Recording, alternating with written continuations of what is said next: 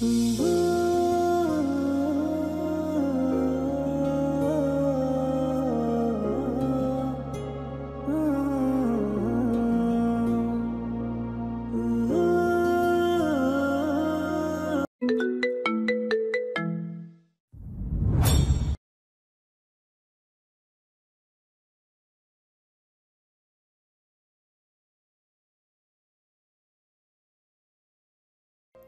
Guys, কেমন আছিস? এতক্ষণ তো ভালোই ছিলাম, এখন তুই এসে খারাপ বানিয়ে দিলি। অর্কর কথায় তুর ওর পিঠে একটা থাপ্পড় দেয়। থাপ্পড় খেয়ে অর্ক হাসতে থাকে। রাফি বলে, তোর আসতে কোনো অসুবিধা হয়নি তো? মাঝখানে তো দুবাই এয়ারপোর্টে প্লেন ল্যান্ড করেছিল, ওখানে কোনো প্রবলেম হয়নি তো? তুর হেসে মাথা দুদিকে নাড়ায়। তুরের না বধক মাথা নাড়ানোতে রাফিরা স্বস্তি পায়। রেজবি তুরকে জিজ্ঞাসা করে, তো জার্নি কেমন লাগলো তোমার? তুর মুস্কি হেসে উৎফুল্লতার সাথে বলে, অসাধারণ। সত্যি বলতে একা একা জার্নি করার মজাই আলাদা। বন্ধু ও ফ্যামিলির সাথেও জার্নি করতে মজা, কিন্তু একা একা জার্নি করতে এক অন্যরকম শিহরণ রোমাঞ্চকর কাজ করে। আর তা যদি হয় নিজ দেশ থেকে ভিন দেশের যাত্রা, চারপাশের সব অচেনা মানুষ যে যার মতো আছে। একা জার্নি করার যেমন অন্যরকম শিহরণ, তেমনি বন্ধু, ফ্যামিলি ও লাইফ পার্টনারের সাথে জার্নি করার আরেক অন্যরকম শিহরণ। সত্যি বলতে সব রকম জার্নি উপভোগ্য যদি আপনি সত্যিকারের জার্নি উপভোগ করতে পারেন। কথাটা বলেই এক প্রাণবন্ত হাসি দেয় তুর। এরপর তার নজর যায় মিহালের দিকে। অনেকক্ষণ ধরেই আর চোখে মিহালকে খেয়াল করছিল। মিহাল এক দৃষ্টিতে তার দিকে তাকিয়ে আছে, কোনো কথা বলছে না, শুধু তার কথাগুলো শুনছে। তাই তুর এবার নিজ থেকে মিহালকে জিজ্ঞাসা করে, কেমন আছো মিহাল? মিহাল তুরের কথায় তার দৃষ্টি সরিয়ে নেয়। তুর খুব সুন্দর করে মিহালের নামটা ডাকে, ইউনিক ভাবে। মনে হয় নাম ডাকার সময় এক রাশ মায়া ঢেলে দেয়। মিহাল জবাব দেয়, আমি ভালো আছি, তুমি কেমন আছো? শরীর কেমন এখন তোমার? একদমে সবগুলো কথা বলে থামে। তুর মিহালের দিকে তাকিয়ে বলে, আমিও ভালো আছি, আর শরীর একদম ফাইন। এরপর ওরা সবাই এয়ারপোর্ট থেকে সব কাজ শেষ করে ক্যাব বুক করে বাংলোতে আসে। তুরের বাংলোটা অনেক পছন্দ হয়েছে। কিছুটা পুরনো ধাঁচের বাড়ি বলে তুরের খুব পছন্দ হয়, কারণ তুরের একটু পুরনো টাইপের বাড়ি, তা ভূতের বাড়ি ভালো লাগে, যদিও তুর ভূতে ভয় পায় প্রচুর। সারাদিন জার্নি করে অনেকটা ক্লান্ত হয়ে গেছে, আবার অসুস্থ থাকায় বেশি ক্লান্ত হয়ে গেছে। তাই ফ্রেশ হয়ে দুপুরের খাবার খেয়ে প্রয়োজনীয় সব কিছু করে ঘুমাতে চলে যায়। সন্ধ্যায় ঘুম থেকে উঠে তুর সবার সাথে বনফায়ার এনজয় করে। আজকে সবাই মিলে চিকেন গ্রিল করবে। বনফায়ার থেকে একটু দূরে চিকেন গ্রিল করার জন্য প্রয়োজনীয় সামগ্রী এনে রেখেছে। সব সময়ের মতো তুরকেই চিকেনটা রেডি করতে হবে, কারণ তুর রান্না বান্নার মাঝে মাঝে খুব শখের বশে করে। অনেক নতুন নতুন আইটেম ইউটিউব দেখে বানায়, আর সে সব নতুন আইটেম যখন ফার্স্ট ট্রায়াল দেয় তখন সেগুলো গিনিপিগ হয় তার ছোট দুই বোন ও ভাই। নীরা সব সময় খায় না, কিন্তু নাফিহা ও তুর্য মজা করে খায়, কারণ ফার্স্ট ট্রাই হিসেবে ভালো না হলেও অতটা খারাপ হয় না। চিকেন গ্রিল হয়ে যাবার পর সবাই সেগুলো খায়, সাথে গান ও গল্প তো আছেই। মিহাল ও তুর একে অপরের অপোজিট ডিরেকশনে বসেছে। বনফায়ারের আলোতে মিহালের সামনে, মানে ওদের মাঝে এখন শুধু বনফায়ার। তুরকে দেখছে, মুখের মধ্যে আগুনের আভা, এক নৈসর্গিক সৌন্দর্য ভর করেছে তুরের মাঝে, যা মিহালের চোখে ধরা পড়েছে। এদিকে তুরও মাঝে মাঝে আর চোখে মিহালকে লক্ষ্য করছে। ব্ল্যাক কালারের শার্টে ছেলেটাকে যখন প্লেন থেকে নেমে ইমিগ্রেশন গেটে দেখে তখন তুর নিজেও এক অন্যরকম ঘোরে পড়ে গিয়েছিল, আর এখন ব্ল্যাক টি শার্ট ও ব্ল্যাক ট্রাউজারে যেন মিহালের ফর্সা শরীরে ফুটে উঠেছে, আর আগুনের শিখার আলোতে মুখমণ্ডলে হালকা রক্তিম আভা ছড়িয়ে পড়েছে। ইয়ানার কাছে মিহালের এক দৃষ্টিতে তুরের দিকে তাকানোটা কেমন যেন ভালো ঠেকলো না। তার মনের মধ্যে কেমন খসখস করছে। কিছুক্ষণ পর সবাই বনফায়ার নিভিয়ে যার যার রুমে চলে যায়। ইয়ানা রুমে গিয়ে রাফির জন্য অপেক্ষা করে, কারণ রাফি ওয়াশরুমে গিয়েছে। রাফি ওয়াশরুম থেকে বের হয়ে আসলে ইয়ানা রাফিকে খাটে এসে বসতে বলে আর রাফিকে বলে, রাফি, তোমাকে একটা কথা বলি, কিছু মনে কর না। রাফির ইয়ানার কথা শুনে তার চোখের দিকে তাকায় আর মাথা হেলিয়ে হ্যাঁ সূচক সম্মতি দেয়। ইয়ানা একটু ঢোক গিলে বলে, আমার কাছে না মিহালের চোখের দৃষ্টি কেমন যেন ভালো ঠেকে নাই। ইয়ানার এবারের কথায় রাফি ভ্রু সহসা কুঁচকে আসে। কাল বিলম্ব না করে ইয়ানা আবার বলে, মিহাল তোরের দিকে কেমন যেন এক দৃষ্টিতে তাকিয়েছিল। আমার না এই জিনিসটা ভালো লাগে নাই। এবার রাফির কাছে সব কিছু ক্লিয়ার। ইয়ানা যে মিহালের দিকে নজর রাখার মতো তাকিয়েছিল সেটা সে বুঝতে পেরে গেছে।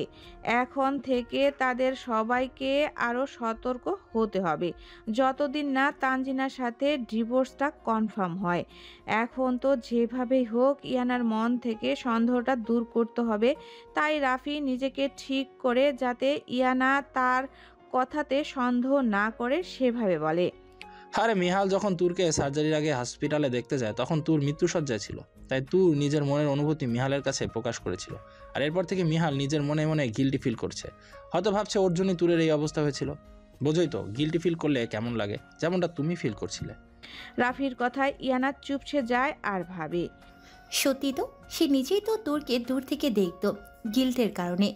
ইয়ানার মুখের ভাবসাব দেখে রাফি বুঝলো টপিকটা ঘুরে গেছে, তাই স্বস্তির নিঃশ্বাস নেয় আর বলে, তুমি অযথা চিন্তা করছো ইনু, তুর কি তাকিয়েছিল? রাফির কথায় ইয়ানা না বোধক মাথা দুলায়। তারপর রাফির কথায় ওরা দুজনে ঘুমানোর উদ্দেশ্যে শুয়ে পড়ে। পরের দিন ভর্তির কার্যক্রম শেষ করে কিছুটা আশেপাশে ঘোরাঘুরি করে সবাই সন্ধ্যার দিকে বাংলোতে পৌঁছায়। নাহিদা আর 11 দিন এখানে থাকবে, তাই নাহিদা বলেছে যে কয়দিন আছে বান্ধবীদের সাথে রাতে থাকবে। সাফকাত বেচারা মুখটাকে বাংলার পাঁচের মতো করে রেখেছে। সাফকাতের ভাষ্যমতে এত সুন্দর পুরনো ধাঁচের বাংলোতে সাথে রাত হলে ভর পড়ে এক নৈসর্গিক সৌন্দর্য, আর সেখানে বউ থাকতেও বউ ছাড়া ঘুমাতে হবে ভাবতেই তার বুক ফেটে কান্না করতে ইচ্ছা করছে। সাফকাত যেহেতু বউ ছাড়া থাকবে, তাই রাফিও ইয়ানাকেও আলাদা থাকতে হবে 11 দিন। সাফকাতের এমন কথায় রাফি চোখ বড় বড় করে তাকিয়ে আছে আর মেয়েরা সব হেসে কুটুকুটি। রাফি বলে, ভাই আপনার বউ আপনার সাথে থাকতে চায় না, কিন্তু আপনি আমার কাছ থেকে আমার বউ কেন কেড়ে নিতে চাইতেছেন? রাফির কথার ধরনে সাফকাত ব্যাককলের মতো তাকিয়ে আছে আর বাকিরা সবাই উচ্চস্বরে হাসার শুরু করে দিয়েছে। হাসতে হাসতে রেজভি বলে, ভাই একদম ঠিক কথা বলেছে। আমরা সবাই একদিকে সিঙ্গেল থাকবো, তো রাফি কেন বউ নিয়ে থাকবে? এই 11 দিন এই বাংলাতে কেউ মিঙ্গেল না, সবাই সিঙ্গেল। নাহিদা, তুল, লীরা, ফাইজা, জারিন ও ইয়ানা তো খুশিতে পাগল প্রায়। ইউনিভার্সিটি লাইফে ওরা কখনো কারো বাসায় গিয়ে রাত থাকেনি, তাই এখানে এসে তারা বান্ধবীরা সবাই একসাথে থাকতে পেরে মহা খুশি। 6 জন মেয়ে 2টা রুমে 3 জন 3 জন করে থাকবে সিদ্ধান্ত নিল, আর 9 জন ছেলে 3 জন 3 জন করে 3 রুমে থাকবে। সেক্ষেত্রে একটা রুম ফাঁকা থেকে যায়।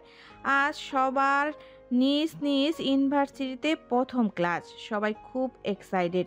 যদিও সবাই নিজ দেশে যখন প্রথম ইউনিভার্সিটিতে ভর্তি হয়েছিল তখন ঠিক এরকম তারা এক্সাইট ছিল, কিন্তু ভিন দেশে কিভাবে ক্লাস হয় এসব বিষয়ে তারা কিছুটা জানলেও আজ স্বচক্ষে দেখবে ও ক্লাস করবে।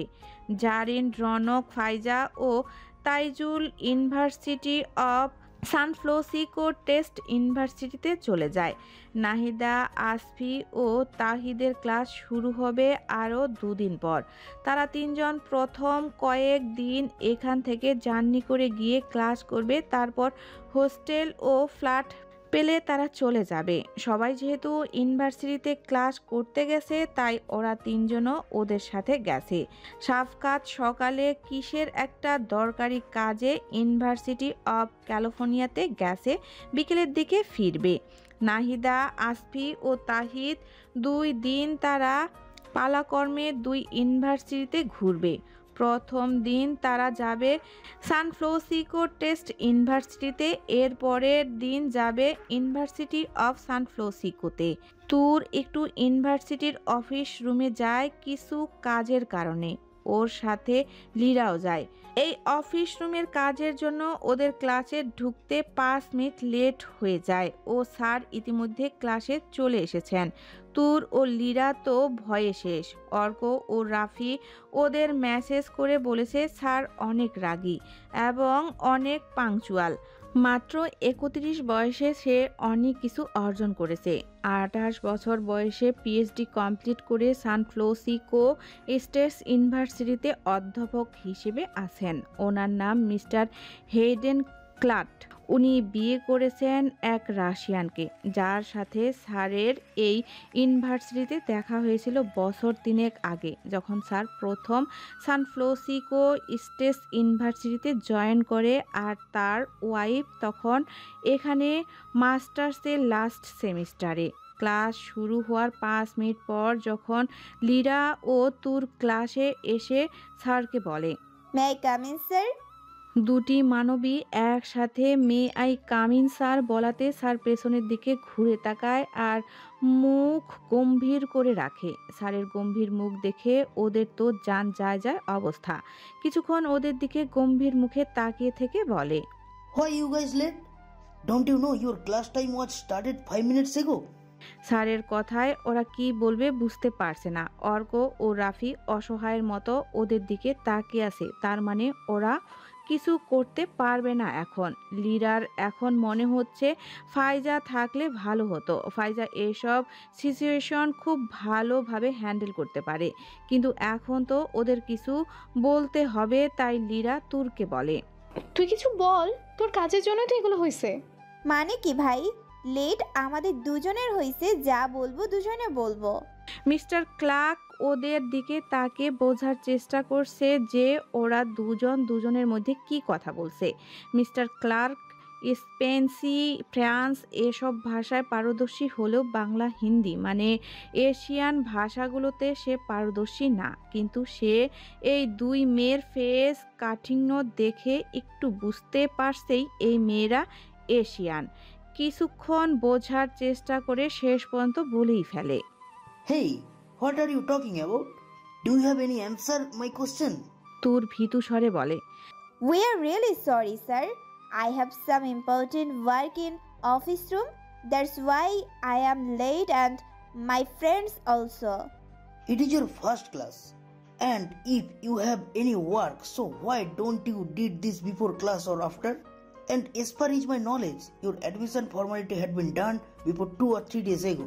স্যারের কথায় তুর বলে, Actually, sir, I was in hospitalized because of brain tumor surgery, and after surgery I was in coma stage, and after 4 months later I wake up from coma. That's why I am late to do admission formalities.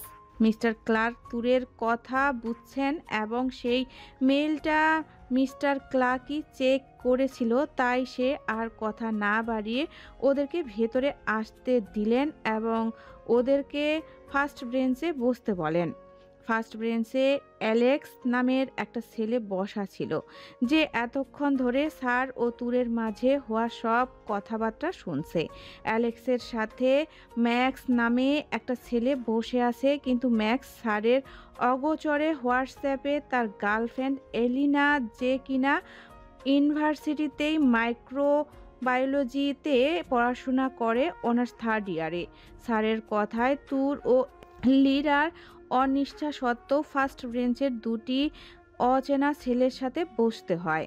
এরপর sir class complete করে। পরপর 3টা class শেষ হবার পরে ওরা সবাই একসাথে ব্রেক টাইমে ভার্সিটির ক্যাম্পাসে দেখা করে। 10 জন একসাথে ক্যাম্পাসের এক জায়গায় বসে আছে। রেজবি বলে, জানিস আমাদের প্রথম ক্লাস যে নিয়েছে সেই স্যার প্রথম দিন হিসেবে যে একটু আসতে পারবে তা না, প্রথম দিনে উনি একদম তাড়াতাড়ি করে সব করেছে। কই ভাবছিলাম প্রথম দিন ইন্ট্রোডাকশন নিয়ে ছেড়ে দেবে।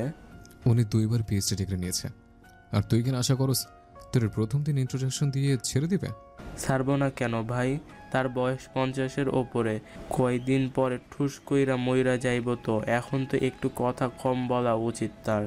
রেজবির কথায় সবাই অট্টহাসিতে ফেটে পড়ে। হাসি থামিয়ে অর্ক বলে, তোদের তো পড়াইছে, আর আমাদের এই দুই মহান বান্ধবীদের আজকে স্যার যা ধুইছে। অর্কের কথায় লীরা ও তুর ভ্রু কুঁচকে ওর দিকে তাকায়, আর মিহাল অর্কের কথায় তুরের দিকে একবার তাকায়, তারপর আবার অর্কের দিকে তাকিয়ে বলে, কি হয়েছে? কি আর হবে, তারা ক্লাসে 5 মিনিট লেট করে আসছে, আর স্যার ক্লাসে লেট করা পছন্দ করে না, তাই উনি ওদের কত কিছু বললো। এবার লীরা বলে, কই কত কিছু বললো? স্যার শুধু আমাদের কাছ থেকে জানতে চাইছে আমাদের লেট করার কারণ, আর তো কিছু বলে নাই। রাফি ওদের কথায় বলে, আরে বাদ দে, যা হওয়ার হয়ে গেছে। ইনু, তোমার ক্লাস কেমন গেছে? খুব ভালো। আমাদের ম্যাম অনেক ভালো ছিল। ম্যামের পরে একটা স্যার আসছে, তারপর আবার সেই ম্যাম আসছে। ম্যামের নাম জেনিফা। উনি খুব মিশুক। ওদের এসব কথাবার্তা চলতে থাকে। ওদের কথাবার্তার মাঝেই সেখানে অ্যালেক্স, ম্যাক্স, এলিনা ও এরিক আসে। আর কোনো কিছু না বলে অ্যালেক্স ও ম্যাক্স ওদের পাশে বসে পড়ে, কিন্তু এলিনা ও এরিক দাঁড়িয়ে থাকে, কারণ তারা ওদের চেনে না। দুটো অচেনা ছেলে তাদের পাশে এভাবে বসে পড়াতে সবাই ভ্রু কুঁচকে তাদের দিকে তাকিয়ে থাকে। সবার ভ্রু কুঁচকানাতে অ্যালেক্স ও ম্যাক্সের কোনো ভাবাবেগ নেই, তারা নিজেদের মতো করে বসে আছে। পাশে যে প্রায় ডজন খানেক ছেলে মেয়ে ওদের দিকে তাকিয়ে আছে, তাতে যেন এই দুজনের কিছু যায় আসে না। মিহাল ওই দুজনের ওঠার লক্ষণ না দেখে আর তুরের পাশে এসে ছেলেটাকে বসতে দেখে ছেলেটাকে জিজ্ঞাসা করে, hello brother, who are you and why you sitting beside us? Alex মিহালের দিকে তাকায়, কিন্তু না, সে মিহালকে ক্লাসে দেখেছে বলে মনে হয় না, তাই বলে, Myself Alex and I am her friend. অ্যালেক্সের কথায় তুর অবাক, বলে কি এই ছেলে নাকি তার friend? What? Who said I am your friend? কি? কে বলেছে আমি তোমার বন্ধু? অ্যালেক্স তার কিউট স্মাইল দিয়ে বলে, Didn't you sit next to me in class? তুর অবাক, ক্লাসে একদিন একসাথে বসেছে বলে ফ্রেন্ড হয়ে গেল? ছেলেটা তাকে ক্লাসমেট বলতে পারত। ভিনদেশি মানুষরা বুঝি এরকমই সবার সাথে ফ্রেন্ডলি হয়। লীরা তখন সবার মতো শুনলেও এবার বলে, Yes, we were sitting next to you. Then it's indicate that we are friend. লীরার কথা শুনে অ্যালেক্স হেসে বলে, Didn't you notice? I and Max was alone in the first bench. So what? I didn't let anyone else sit next to me. Sign I let you sit. You are now my friend. সবাই হতবুদ্ধির মতো ওদের দিকে তাকিয়ে আছে। Just একসাথে বসতে দিয়েছে বলে এখন তারা friend? Alright, you guys are our friends from now on. আচ্ছা ঠিক আছে, তোমরা এখন থেকে আমাদের ফ্রেন্ড। রাফির কথা শুনে বাকিরা রাফির দিকে তাকায়। রাফি তাদেরকে বলে, ভিন দেশে কিছু নতুন ফ্রেন্ড বানানোতে কোনো সমস্যা নেই, তাই না? রাফির কথায় সবাই সম্মতিমূলক হাসে। অ্যালেক্স, ম্যাক্স, এলিনা ও এরিকের সাথে হ্যান্ডশেক করে। এরিক এতক্ষণ যাবৎ ওদের কথোপকথন শুনছিল আর গম্ভীর মুখে সবাইকে পর্যবেক্ষণ করছিল, কিন্তু লীরা মেয়েটার কথার যুক্তি শুনে এরিকের কিছুটা ভালো লাগে, কারণ এরিক সব সময় অ্যালেক্সকে বলে, এরকম অ্যাটিটিউড যেহেতু দেখায়, মানে তার বেঞ্চে তার বন্ধু ছাড়া আর কাউকে বসতে দেয় না, তাহলে কোনো অচেনা কারোর সাথে কথা বলা ঠিক না। কিন্তু অ্যালেক্স এগুলো শুনে না, কারণ অ্যালেক্স নিজের মতো চলতে পছন্দ করে। অ্যাডউইন অ্যালেক্স নিজের মতো করে চলতে পছন্দ করে, কিন্তু বন্ধুদের জন্য সব কিছু করতে পারে। বাবা মা সেপারেট, কিন্তু ডিভোর্স না। বাবা অ্যাডউইন রেক্স, মা অ্যালিজা, একে অপরকে অনেক ভালোবাসে, তাই সেপারেট হবার পরও ডিভোর্স হয়নি। কোন তৃতীয় পক্ষ তাদের সম্পর্কে ফাটল ধরিয়েছে। অ্যালেক্সের বয়স যখন 14 বছর, তখন থেকে তারা আলাদা, যাতে তাদের সম্পর্কে আর তিক্ততা না আসে, তাই সসম্মানে আলাদা থাকে। অ্যালেক্স মায়ের কাছে 2 বছর ছিল, যখন 16 বছর হয় তখন থেকে বাবার কাছে থাকে। ছুটির সময় অ্যালেক্স তার মায়ের কাছে যায় বা তার মা তার কাছে আসে। অ্যালিক ও এলিনা হচ্ছে অ্যালেক্সের বড় চাচার ছেলে মেয়ে। বড় চাচা ও চাচি কার অ্যাক্সিডেন্টে মারা গিয়েছিল যখন অ্যারিকের বয়স 10 ও অ্যালিনার বয়স 7। অ্যারিক ও অ্যালেক্স প্রায় সমবয়সী। অ্যারিক অ্যালেক্সের থেকে 4 মাসের বড়। অ্যালেক্সের মা এলিনা ও অ্যারিককে নিজের ছেলে মেয়ের মতোই দেখাশোনা করতেন, এমনকি তারা সেপারেশনে যাওয়ার পরে অ্যালেক্সের মা এলিনাকে নিজের সাথে নিয়ে যায় আর 7 বছর নিজের তত্ত্বাধারে রাখে। অ্যাডওয়ার্ড অ্যারিক একটু গম্ভীর প্রকৃতির। বাবা মায়ের মৃত্যুর পরে দুষ্টু প্রকৃতির অ্যালিক কিছুটা চুপচাপ হয়ে যায়। অ্যারিক নিজের মা এরিনাকে বাবার তুলনায় খুব ভালোবাসত, তাই 10 বছর বয়সের বাবা মা দুজনকে হারিয়ে ওর চঞ্চলতা হারিয়ে যায়। অ্যালেক্সের মা মানে অ্যারিকের চাচি ওদের 2 ভাই বোনকে দেখাশোনা খুব ভালোভাবে করত, কিন্তু চাচা চাচির মধ্যে ঝামেলা হওয়ার পর চাচি যখন সেপারেশনে চলে যায় তখন এলিনাকে সাথে করে নিয়ে যায়। অ্যালেক্সও কয়েকদিন পর মায়ের কাছে যায়, কিন্তু অ্যারিক যায় না। আর তারপর থেকে গম্ভীর হয়ে যায় অ্যারিক। সবার মধ্যে পরিচয় হবার পালা। Hi, I am Elena, Alex's cousin. I am studying in the 3rd year in microbiology. Hello, I am Max. Hello, I am Eric. I am studying in the 1st year of Masters in Pharmacy. আমি Eric, ফার্মেসিতে masters প্রথম বর্ষে পড়াশোনা করছি। একে একে রাফিরা সবাই নিজের পরিচয় দেয়, কিন্তু ওদের নাম উচ্চারণ করতে অবস্থা খারাপ। I am Tawhid, 1st year master in biochemistry at the University of California. এমন করে আসফি নাহিদা নিজেদের পরিচয় দেয়, কিন্তু ওদের 4 জনের উচ্চারণ তাওহিদ, নাদিয়া, আসফি, তুর, লিরা, অর্ক ও আরফিও নিজেদের পরিচয় দেয়, কিন্তু উচ্চারণ তুর, লেরা, Arka, Rafi. It's not Lera, it's Lira. Same, Lera and Lera. It's not true, it's true. Tour. অর্কেটটা তারা আগের মতোই উচ্চারণ করে। রেসবিকে উচ্চারণ করে রেসভি, মিহালকে উচ্চারণ করে মেহাল, ইয়ানাকে এয়ানা। ওই দিনের মতো ক্লাস শেষ করে বাসায় আসে সবাই। জারিন, অর্ক ও ফাইজা কোনো নতুন ফ্রেন্ড বানাতে পারেনি, কিন্তু তাইজুল একটা ইন্ডিয়ান ছেলের সাথে বন্ধুত্ব করেছে। সাকওয়াত ক্যালিফোর্নিয়াতে ফ্ল্যাট দেখছে, সেখানে একটা বেডরুম, একটা স্টাডি রুম, ডাইনিং ও ড্রয়িং, একসাথে কিচেন ও 2টা ওয়াশরুম আছে। পরের দিন নাদিয়া, সাকওয়াত, আসফি ও তাওহিদ ইউনিভার্সিটি অফ সানফ্লোকিয়াতে যায়। এই ইউনিভার্সিটির ক্যাম্পাস অত্যাধুনিক না হলেও প্রাকৃতিকভাবে সুন্দর। অ্যালেক্স আজকে তুর ও লিরার জন্য বেঞ্চ খালি রেখেছে। রাফি ও অর্ক বসতে চাইলে বলে পরের বেঞ্চে ম্যাক্সের সাথে বসতে। ম্যাক্স বেচারাকেও আজকে অ্যালেক্স উঠিয়ে দিয়েছে, তাই সে মনের দুঃখে এলিনার সাথে চ্যাট করছে। আর অ্যালেক্সের কথা শুনে রাফি অর্ককে হাই বলে।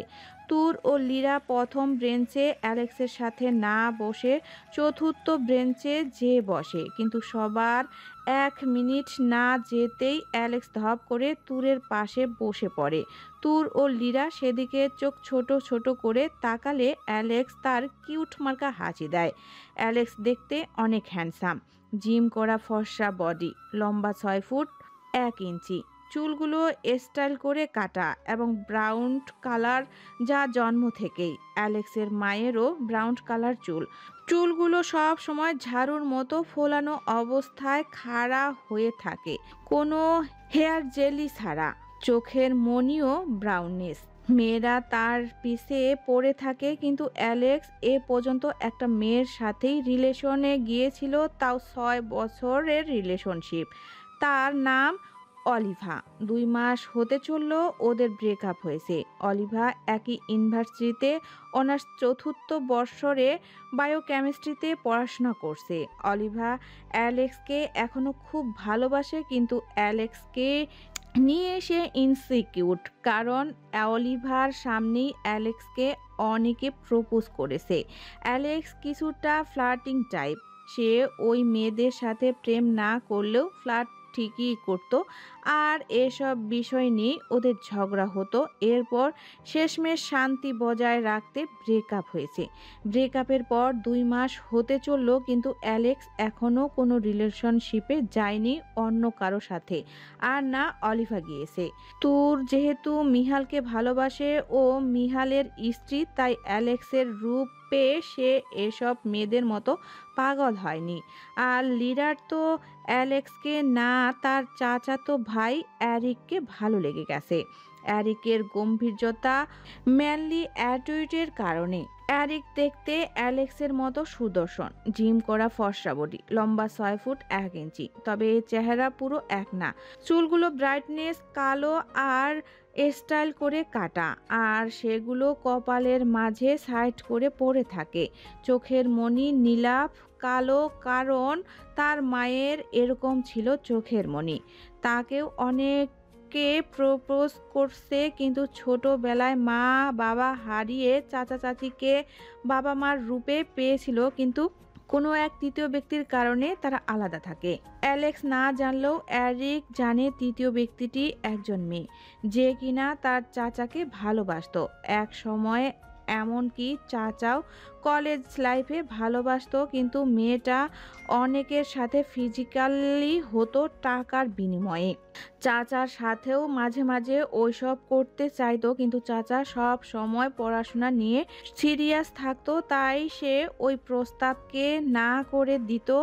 আরেকটা কারণ, তারা দুজনেই তখন 18 বছরের মাত্র, আর তখনই এসবে জড়িয়ে গেলে পড়াশোনার অনেক ক্ষতি হতো, তাই চাচা এত দ্রুত এসবে যেতে চায়নি।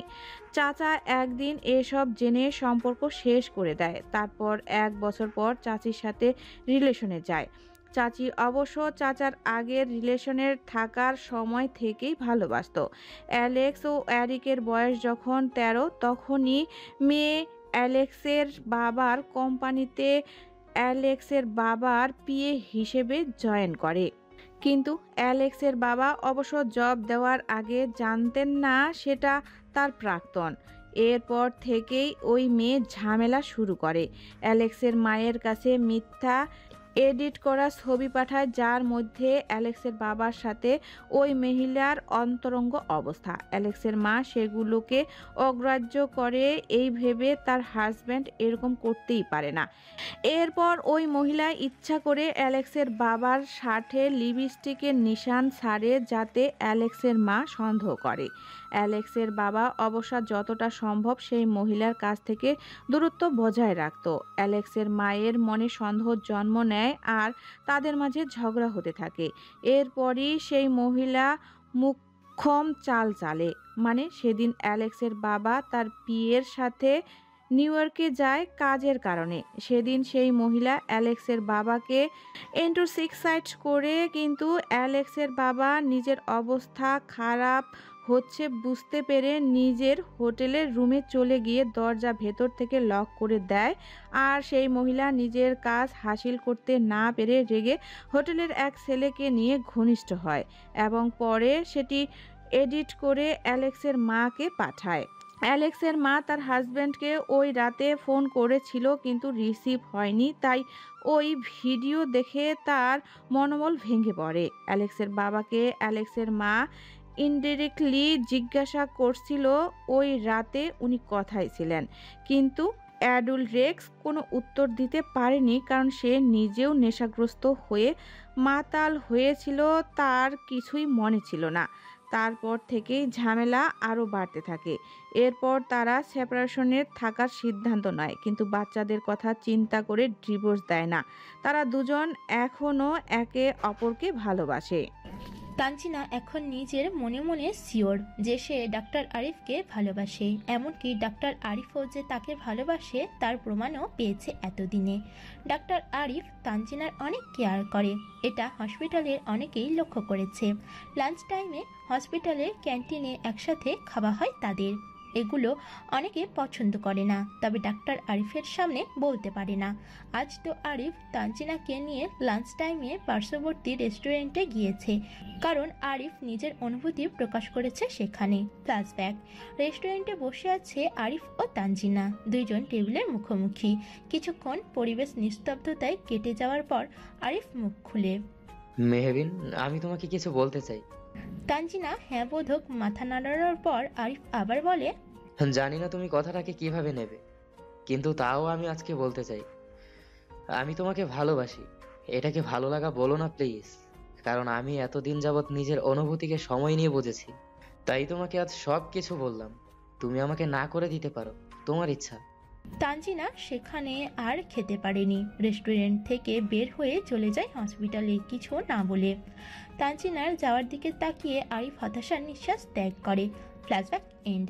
তানজিনা এবার ডিভোর্স পেপার সাবমিট করার সিদ্ধান্ত নিল। সাবমিট করার জন্য পরিবারের সবাইকে বলতে হবে, তাই ভাবিকে বলে,